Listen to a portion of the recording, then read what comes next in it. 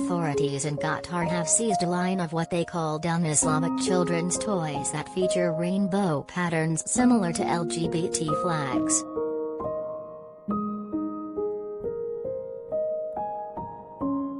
The small oil-rich peninsular will host next year's Football World Cup, and despite repeated assertions by authorities that anyone will be welcome to visit for the tournament, homosexuality remains illegal in the conservative Muslim emirate.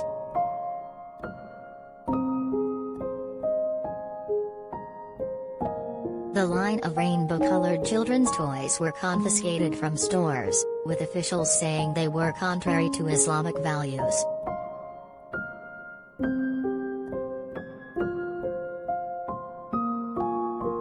The Emirates' Commerce and Industry Ministry did not spell out its objection to the rainbow colors, but some of the toys bore a color scheme very similar to the LGBTQ flag.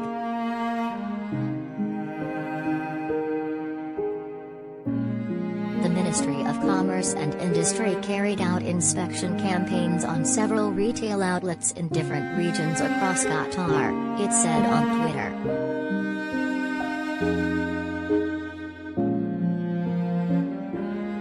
The campaigns resulted in the seizure and release of several violations, including the confiscation of children's toys bearing slogans that go against Islamic values.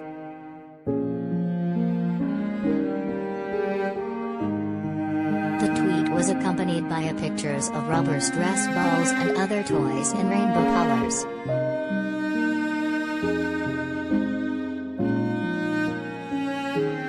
The ministry urges all citizens and residents to report any product bearing logos or designs contrary to our traditions, it said in a separate statement on the official QNA news agency.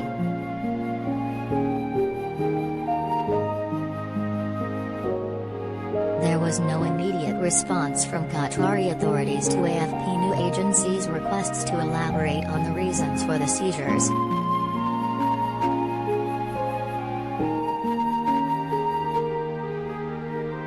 Qatar's rights record has been under the spotlight ever since it was chosen as host of the 2022 World Cup in 2010.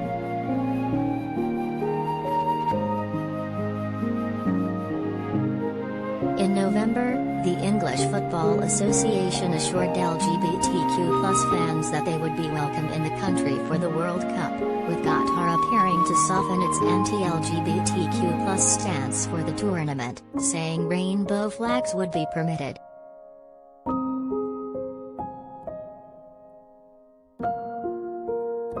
But there are fears over possible repercussions for LGBT+ Qataris, who may display such flags during the tournament, once the World Cup has ended.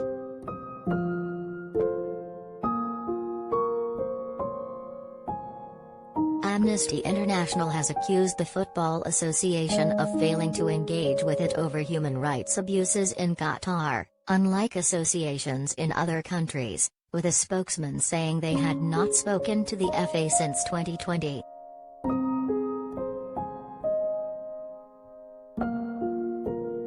But the FA said last month it was categorically incorrect to claim there has been no dialogue since March 2020, adding, "We are in dialogue with Amnesty and also with FIFA, UEFA, other member associations and the Foreign, Commonwealth, and Development Office."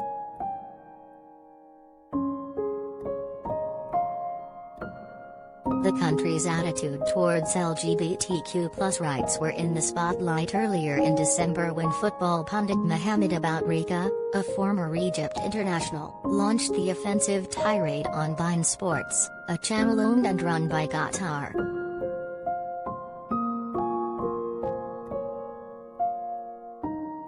He also criticized the Premier League's Rainbow Laces campaign supporting the LGBTQ+ community, calling for Muslim players to boycott it.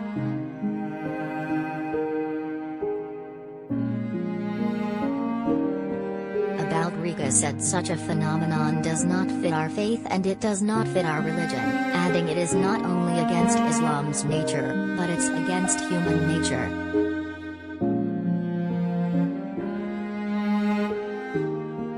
He added, "They will tell you that homosexuality is human rights, about human rights, in fact it's against humanity. He was not challenged on his views and will not be disciplined nor sacked.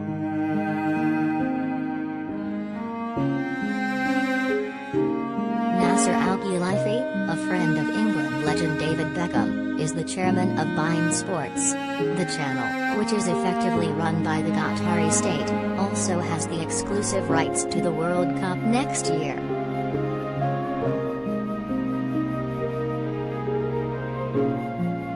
beIN refused to criticize about Rika over his comments, but said, as a global media group, we represent and support people, causes and interests of every background, language and cultural heritage.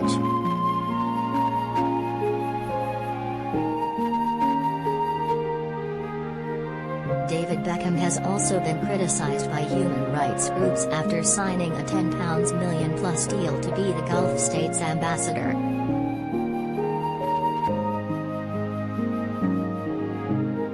The conditions of the tens of thousands of migrant laborers building the tournament's infrastructure have been a particular focus alongside LGBTQ+ rights.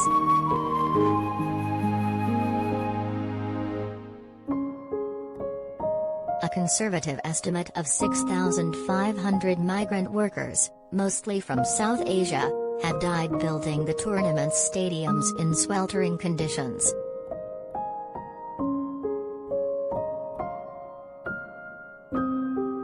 In March, Amnesty International wrote to FIFA's president Gianni Infantino urging the football's governing body to increase pressure on Qatar over its human rights record.